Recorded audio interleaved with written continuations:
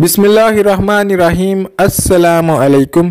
Farming tips में शाहिद अली अवान की जानिब से खुश आमदीद। मुअज़्ज़ज़ नाज़रीन, आज आपकी मुलाकात 75 जानवरों के मालिक अली रज़ा से करवाएंगे। इन्होंने जहां पर आपको बहुत सी मुफीद गुफ्तगू बताई है, वहां पर इन्होंने एक ऐसा कीमती गुर भी बता दिया है जिसको अपनाते हुए आप अपने फार्म के मुनाफा में कसीर इजाफा कर सकते हैं। तो चले आए इनसे मिलते हैं। अस्सलाम वालेकुम। वालेकुम सलाम। प्यारे भाई की हाल है? अल्हम्दुलिल्लाह, शुक्र अल्लाह। जनाब दा की नाम है? मेरा नाम अली रज़ा। अली रज़ा साहब किस इलाके तू हो? भाजी सी सियालकोट दे इलाके च, साडा तलक सियालकोट दे नाल है। ते भाई तुसी किन्ने अरसे तू जानवरां दा कारोबार करदे हो पे? तकरीबन सानू साडे वड्डे वडेरियां तो लाके ये शुरू है काम, और मैनू भी 12-13 साल हो गए ने इस काम विच वड़िया। माशाअल्लाह, तुहाडा जिहड़ा 12-13 साल दा तजर्बा है कैसा रहा? तुसी इह काम तू की सिक्खिया या की हासिल कीता है? इस काम विच फायदा है, और अपने बंदे होन, अपनी ज़मीन होवे, पट्ठे छट्टे अपने होन, और इहदे विच बहुत फायदा है। कोई किसी दी कोई गल उरा परा नहीं बंदा सुन सकता, अपना कारोबार है। ये सारा सिस्टम जिहड़ा ना बड़ा फर्स्ट क्लास है, करन वाला कोई होवे ते। जी, यानी कि तुहाडे कहण दा मकसद है कि बंदे भी अपने होन, जमीन भी अपनी होए, फिर फायदा है? फिर फायदा है। अगर जमीन अपनी ना होए, बंदा ठेके ते लैके आ काम करे, फिर भी फायदा लिया जा सकता है या कि मुश्किल है? नहीं लिया सकता है, एक तरीके नाल बंदा करे इस काम नूं, और दुध आप ही बेचे, और इहदे विच फायदा है जे बंदा आप खुद करे ते। जो दुध आप ना बेचे तो फिर मसां जिहड़ा ना एवें खर्चा बर्चा ही बचदा है। फर्ज करो एक बंदा आप दुध नहीं बेचता तो ਉਹਦਾ टाइम भी तो बचता है। हाँ जी, टाइम बचदा है। इतना अगर दोधी ਨੂੰ ਦਈਏ ਤੇ ਕੀ ਤੁਹਾਨੂੰ ਰੇਟ ਮਿਲਦਾ? ਅਗਰ ਆਪ ਵੇਚੀ ਤੇ ਫਿਰ ਕੀ ਰੇਟ ਮਿਲਦਾ? और दोधी ਸਾਨੂੰ ਜਿਹੜਾ ਨਾ ਦਿੰਦੇ ਨੇ 75 ਰੁਪਏ, और ਅਸੀਂ ਸਿਆਲਕੋਟ 100 ਰੁਪਏ ਕਿਲੋ ਦੇ ਕੇ ਆਉਂਦੇ। ਯਾਨੀ 5 ਰੁਪਏ ਦਾ ਫਰਕ ਪੈਂਦਾ ਹੈ। 5 ਰੁਪਏ ਦਾ ਫਰਕ ਪੈਂਦਾ ਹੈ। ਰੋਜ਼ਾਨਾ ਤੁਸੀਂ ਕਿੰਨਾ ਕੁ ਦੁੱਧ ਦੇ ਕੇ ਆਉਂਦੇ ਹੋ? ਮਸਲਨ ਅਸੀਂ ਦੁੱਧ ਕੋਈ ਜਿਹੜਾ ਨਾ 12-13 ਮਣ ਦੇ ਕੇ ਆਉਂਦੇ ਹਾਂ। ਯਾਨੀ 12-13 ਮਣ ਮਾਸ਼ਾਅੱਲਾ ਦਿੰਦੇ ਹੋ। ਅਗਰ ਤੁਹਾਡਾ 13 ਮਣ ਦਾ ਹਿਸਾਬ ਕਰੀਏ ਤੇ ਇਹ ਬਣਦਾ ਹੈ ਤਕਰੀਬਨ 13 मन ज़रब 40 ज़रब 25 रुपए बचे तो तकरीबन 13,000 रुपया बन गया। यानी एक दिन की जी सेविंग है वो तुहाडी एक मुलाजम वास्ते काफ़ी है, बाकी तुहाडा मुनाफा ही मुनाफा। कमाल करता जो ज़बरदस्त तुसी गुर दस छड़िया। इस तो इलावा और किहड़ा तरीका तुसी दस रहे हो कि तरीके नाल कीता जाए तो फायदा है? एक तो तरीका हो गया कि दुध आप ही जाके सेल करना चाहिए। हाँ जी। और किहड़ा तरीका होना चाहिए कि फायदा होए? और तरीका है कि डंगरां नूं वंडा छंडा सही तरीके नाल पाया जाए, पट्ठे छट्टे जिहड़े ना सही तरीके नाल पाए जान, और उन्हां दी देखभाल चंगी तरह कीती होए, और सफाई च उन्हां रखिया होए ते इन्हां विच फायदा है। ये नहीं कि लैके ते धुप्पे बन चढ़ो, छावें ना करो, इंज कर दिओ, इंज पट्ठे पुट्ठे ना पाओ। जे सही तरीके नाल इन्हां नूं सांभिया जाए तो घाटा नहीं पांदे आ जानवर। ਤੁਸੀਂ ਦੱਸਿਆ ਵੰਡਾ ਤਰੀਕੇ ਨਾਲ ਪਾਇਆ ਜਾਏ। ਵੰਡੇ ਦੇ ਤਰੀਕੇ ਤੋਂ ਕੀ ਮੁਰਾਦ ਹੈ ਕਿ ਕਿੰਨਾ ਕੁ ਵੰਡਾ ਪਾਣਾ ਚਾਹੀਦਾ ਹੈ ਇਸ ਮੌਸਮ 'ਚ? ਕਿੰਨਾ ਕੁ ਵੰਡਾ ਪਾਣਾ ਚਾਹੀਦਾ ਗਰਮੀਆਂ 'ਚ, ਸਰਦੀਆਂ 'ਚ ਕਿੰਨਾ, ਔਰ ਕਿਹੜਾ ਪਾਣਾ ਚਾਹੀਦਾ? ਇੰਨਾ ਗਰਮੀ ਇਸ ਮੌਸਮ ਦੇ ਵਿੱਚ ਜਿਹੜਾ ਹੈ ਚੇਤਰ ਪੱਗਾਂ ਨੇ ਸਟਾਲੇ ਦੇ ਮੌਸਮ ਦੇ ਵਿੱਚ ਇਹਦੇ ਵਿੱਚ ਤਕਰੀਬਨ ਇੱਕ ਟਾਈਮ ਦਾ ਮਹੀਂ ਨੂੰ ਜਿਹੜਾ ਨਾ 1.5 ਕਿਲੋ ਵੰਡਾ ਚਾਹੀਦਾ ਹੈ। ਕਿਹੜਾ? ਇਹ ਵੜੇਵੇਂ ਦੀ ਖਾਲ, ਕਣਕ ਜਿਹੜਾ ਅਸੀਂ ਪਾਉਂਦੇ ਹਾਂ ਪਏ, ਅੱਛਾ, ਔਰ ਕੋੜੀ ਖਾਲ ਤੇ ਰੋਟੀਆਂ, ਤਿੰਨ ਚੀਜ਼ਾਂ ਮਿਕਸ ਕਰਕੇ ਅਚਾਰ ਹੀ ਪਾਈ ਦੀ। ਠੀਕ ਹੈ। ਅੱਜ ਕੱਲ 1.5 ਕਿਲੋ ਚਾਹੀਦਾ ਹੈ? ਹਾਂਜੀ, ਸਟਾਲੇ ਦੇ ਵਿੱਚ। ਗਰਮੀਆਂ ਦੇ ਵਿੱਚ 2.5-3 ਕਿਲੋ ਵੀ ਹੋਏ ਤੇ ਫਿਰ ਵੀ ਥੋੜਾ ਹੈ ਤੂੜੀ ਤੇ। ਇੱਕ ਟਾਈਮ ਦਾ ਜਾਂ ਦੋ ਟਾਈਮਾਂ ਦਾ? ਦੋਵਾਂ ਟਾਈਮਾਂ ਦਾ।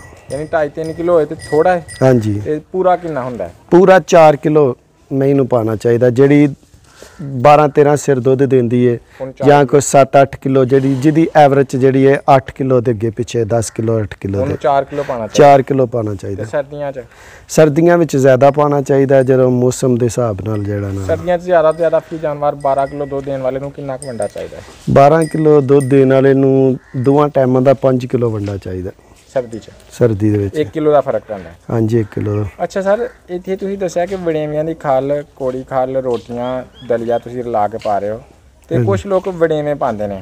ਹਾਂਜੀ ਹਾਂਜੀ। ਵੜੇਵੇਂ ਪਾਉਣ ਦਾ ਕੀ ਫਾਇਦਾ ਹੈ ਔਰ ਵੜੇਵੇਂ ਪਾਉਣ ਦਾ ਕੀ ਨੁਕਸਾਨ ਹੈ? ਵੜੇਵੇਂ ਦੇ ਨਾਲ ਇਹ ਵੇ ਕਿ ਡੰਗਰ ਜਿਹੜਾ ਨਾ ਗਰਮ ਹੋ ਜਾਂਦਾ ਹੈ, ਔਰ ਅੱਗੋਂ ਜਿਹੜਾ ਨਾ ਉਹ ਸੂਣ ਵਾਲਾ ਨਹੀਂ ਹੁੰਦਾ ਹੈ, ਫਰਾਲ ਹੋ ਜਾਂਦਾ ਹੈ, गर्म होंदा है, लेकिन हाँ जी हीट ज़्यादा हो जाती, फिर ਉਹਦੇ ਨਾਲ ਦੁੱਧ ਵੜੇਵਿਆਂ ਨਾਲ ਸੰਘਣਾ ਹੁੰਦਾ ਹੈ ਔਰ ਦੋਧੀਆਂ ਨੂੰ ਫਾਇਦਾ ਹੁੰਦਾ ਹੈ ਲੇਕਿਨ ਜਾਨਵਰਾਂ ਵਾਸਤੇ ਉਹ ਨੁਕਸਾਨ ਦਿੰਦਾ ਹੈ ਸਾਡੇ ਡੰਗਰਾਂ ਨੂੰ ਅੱਜ ਕੱਲ ਆਣ ਫਾਰਮ ਓਨਰ ਵਾਸਤੇ ਉਹ ਨੁਕਸਾਨ ਦੇਵੇ ਹਾਂਜੀ ਜਦਕਿ ਦੋਧੀ ਨੂੰ ਉਹਦਾ ਫਾਇਦਾ ਹੈ ਉਹ ਦੁੱਧ ਸੰਘਣਾ ਹੋ ਜਾਂਦਾ ਔਰ ਖੋਇਆ ਜ਼ਿਆਦਾ ਨਿਕਲਦਾ ਤੇ ਉਹਦੇ ਬਾਰਕਸ ਅਗਰ ਵੜੇਵਿਆਂ ਦੀ ਖਲ ਯੂਜ਼ ਕਰੀਏ ਤੇ ਉਹ ਕਿਸ ਤਰ੍ਹਾਂ ਜਸਟੀਫਾਈ ਹੁੰਦੀ ਉਹ ਇਹ ਬਿਲਕੁਲ ਠੀਕ ਹੈ ਉਹ ਵੀ ਜਿਹੜੇ ਨਾ ਦੁੱਧ ਦੇ ਬਾਰੇ ਵਿੱਚ ਦੁੱਧ ਸੰਘਣਾ ਹੁੰਦਾ ਹੈ ਔਰ ਅੱਛਾ ਹੁੰਦਾ ਹੈ ਉਸ ਦੇ ਬਾਰੇ ਠੀਕ ਹੈ ਯਾਨੀ ਕਿ ਫਿਰ ਉਹ ਜਿਹੜੀ ਵੜੇਵਿਆਂ ਦੀ ਖਾਲੇ ਉਹ ਬਿਹਤਰ ਹੈ ਹਾਂਜੀ ਬਿਹਤਰ ਹੈ ਤੇ ਮਾਸ਼ਾਅੱਲਾ ਇਸ ਟਾਈਮ ਤੁਹਾਡੇ ਕੋਲ ਕਿੰਨੇ ਜਾਨਵਰ ਨੇ ਤੇ ਕਿਹੜੀ ਕਿਹੜੀ ਨਸਲ ਦੇ ਨੇ ਸਾਡੇ ਕੋਲੋਂ ਚੀਚਾ ਵਤਨ ਬੂਰਾ ਵਿਹਾੜੀ ਦੇ ਨੇ ਤੇ ਜੇਲਮ ਦੇ ਨੇ ਇਹ ਤਕਰੀਬਨ ਸਾਡੇ ਕੋਲੋਂ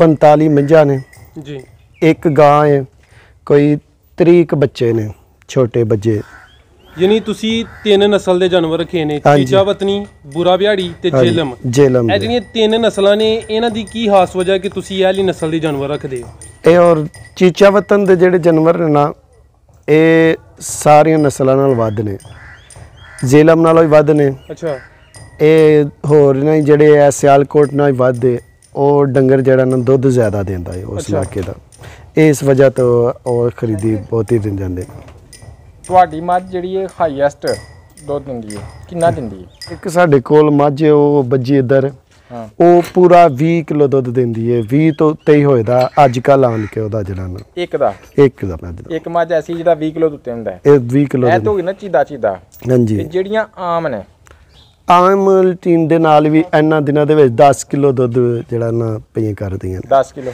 ਹਾਂਜੀ ਠੀਕ ਹੈ ਜੇ ਸਹੀ ਉਹਨਾਂ ਦੀ ਦੇਖਭਾਲ ਹੋਏ ਜੇ ਪੱਠੇ ਛੱਟੇ ਖਵਾਲੇ ਆਉਣ ਤੇ ਫਿਰ ਤਰੀਕੇ ਦੇ ਨਾਲ ਮੱਝ ਅੱਜ ਕੱਲ ਖਰਚਾ ਕੀ ਕਰਾਂਦੀ ਅੱਜ ਕੱਲ ਖਰਚਾ ਘੱਟ ਹੁੰਦਾ ਜੇਕਰ ਸਟੂਲਾ ਹੈ ਨਾ ਤਕਰੀਬਨ 300 ਦਾ ਖਾ ਲੈਂਦੀ ਹੈ ਜਿਹੜੀ ਮੱਝ 10 ਕਿਲੋ ਦੁੱਧ ਦੇ ਰਹੀ ਹੈ ਉਹਨੇ ਤੇ 1000 ਕਮਾਣਾ ਨਾ ਹਾਂਜੀ ਉਹ 1000 ਕਮਾਣਾ ਉਹ ਵੀ 300 ਹੀ ਖਰਚਾ ਕਰਾਂਦੀ ਨਹੀਂ ਉਹਦਾ ਵੀ ਉਨਾ ਹੀ ਅੱਜ ਕੱਲ ਖਰਚਾ ਵੰਡਾ ਉਨਾ ਹੀ ਪੱਠੇ 700 ਬਚਾ ਜਾਂਦੀ ਯਾਨੀ ਇਹ ਉਹ ਦਿਨ ਨੇ ਜਦੋਂ ਮੱਝ ਹਾਫ ਤੋਂ ਕ੍ਰਾਸ ਕਰ ਜਾਂਦੀ ਹਾਂਜੀ ਉਹ ਕਿਹੜੇ ਦਿਨ ਹੁੰਦੇ ਨੇ ਜਦੋਂ ਮੱਝ ਹਾਫ ਤੇ ਹੁੰਦੀ ਹੈ ਔਰ ਕਿਹੜੇ ਦਿਨ ਹੁੰਦੇ ਜਦੋਂ ਮੱਝ ਹਾਫ ਤੋਂ ਥੱਲੇ ਜਾਂਦੀ ਇਹ ਇਹਨਾਂ ਦਿਨਾਂ ਦੇ ਵਿੱਚ ਉਹ ਹਾਰਡ ਜੇਠ ਦੇ ਵਿੱਚ ਗਰਮੀ ਫੁੱਲ ਹੋਏ ਤੇ ਉਦੋਂ ਜਿਹੜਾ ਨਾ ਹਾਫ ਹੋ ਜਾਂਦੀ ਹੈ ਠੀਕ ਹੈ ਤੇ ਇਹਨਾਂ ਦਿਨਾਂ ਦੇ ਵਿੱਚ ਜਿਹੜਾ ਨਾ ਆਣ ਕੇ ਜਿਹੜੀਆਂ ਹਾਫ ਵੀ ਹੋਣ ਉਹ ਵੀ ਫੁੱਲ ਹੋ ਜਾਂਦੀਆਂ ਨੇ ਕੀ ਬਾਤ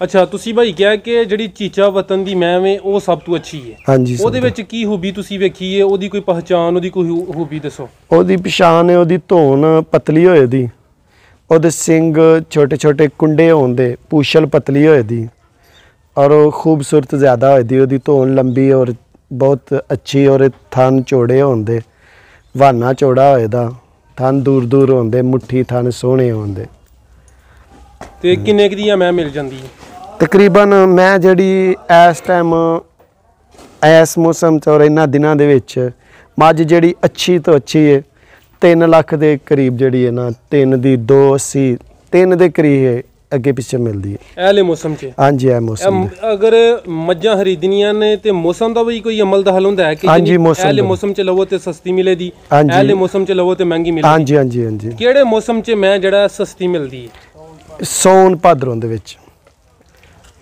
ਸੌਣ ਭਾਦਰੋਂ ਤੇ ਜਦੋਂ ਲਾਬਾਂ ਲਾਈਆਂ ਜਾਂਦੀਆਂ ਨੇ ਮੌਸਮ ਜਿਹੜਾ ਨਾ ਉਹ ਉਹਨਾਂ ਦਿਨਾਂ 'ਚ ਸਸਤੀ ਮੱਝ ਹੋਏਦੀ ਤਕਰੀਬਨ ਜਿਹੜੀ 20 ਤੋਂ 25,000 ਰੁਪਇਆ ਸਸਤੀ ਹੁੰਦੀ ਹੈ ਮੱਝ ਉਹਦਾ ਉਹ ਵਜ੍ਹਾ ਕੀ ਹੁੰਦੀ ਕਿਉਂ ਸਸਤੀ ਹੁੰਦੀ ਉਸ ਟਾਈਮ ਹਰ ਮੱਝ ਦਾ ਸੁਭਾਅ ਹੁੰਦਾ ਹੈ ਉਹਨਾਂ ਦਿਨਾਂ 'ਚ ਮੱਝਾਂ ਸੂਈਆਂ ਹੁੰਦੀਆਂ ਜ਼ਿਆਦਾ ਤੇ ਇਹ ਹੁਣ ਜਿਹੜਾ ਨਾ ਕੰਮ ਕੋਈ ਮੱਝ ਜਿਹੜੀ ਹੈ ਨਾ ਸੂਈ ਤੇ ਵੈਸੇ ਕਿਹੜੇ ਮੌਸਮ 'ਚ ਖਰੀਦਣਾ ਫਾਇਦੇਮੰਦ ਰਹਿੰਦਾ ਔਰ ਮੱਝਾਂ ਜਿਹੜੀਆਂ ਨੇ ਦੋਧੀਆਂ ਵਾਸਤੇ ਜਿਨ੍ਹਾਂ ਨੇ ਦੁੱਧ ਦੇਣਾ ਇਹਨਾਂ ਦਿਨਾਂ 'ਚ ਫਾਇਦਾ ਹੈ ਤੇ ਜਿਨ੍ਹਾਂ ਨੇ ਰੱਖਣੀਆਂ ਹੋਣ ਜਾਂ 1-2 ਜਾਂ ਉਹਨਾਂ ਨੂੰ ਤੇ ਉਹਨਾਂ ਸੌਣ ਭਾਦਰੋਂ 'ਚ ਫਾਇਦਾ ਹੈ ਉਹਨਾਂ ਨੂੰ ਸੌਣ ਭਾਦਰੋਂ ਫਾਇਦਾ ਹਾਂਜੀ ਤੇ ਜਿਹੜੇ ਬੰਦਿਆਂ ਨੇ ਦੁੱਧ ਵੇਚਣਾ ਉਹ ਇਹਨਾਂ ਦਿਨਾਂ ਦੇ ਵਿੱਚ ਉਹਨਾਂ ਨੂੰ ਫਾਇਦਾ ਤੁਹਾਡੇ ਜਾਨਵਰਾਂ ਨੂੰ ਕਦੀ ਕੋਈ ਮਸਾਲ ਵੀ ਪੇਸ਼ ਆਉਂਦੇ ਨੇ ਨਹੀਂ ਅਸੀਂ ਅੱਲਾ ਦਾ ਸ਼ੁਕਰ ਹੈ ਅਲਹਮਦੁਲਿਲਾ ਸਾਨੂੰ ਕਿੰਨਾ ਚਿਰ ਹੋ ਗਿਆ ਉਂਝ ਕਦੀ ਕੋਈ ਡੰਗਰ ਨੂੰ ਵਾਧਾ ਘਾਟਾ ਹੋ ਜਾਂਦਾ ਹੈ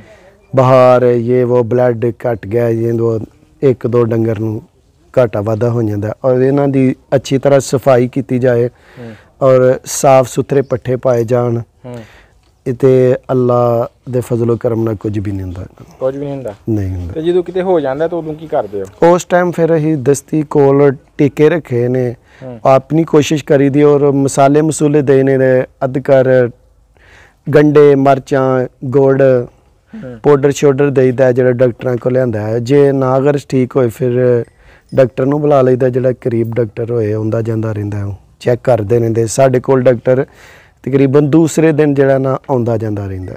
ਜਿਹੜੀ ਤੁਹਾਡੀ ਮੱਝ 20 ਕਿਲੋ ਦੁੱਧ ਦੇ ਰਹੀ ਹੈ ਇਸ ਵੇਲੇ, ਹਾਂਜੀ, ਉਹ ਵਹਾਓ ਹਾਂ ਜ਼ਰਾ।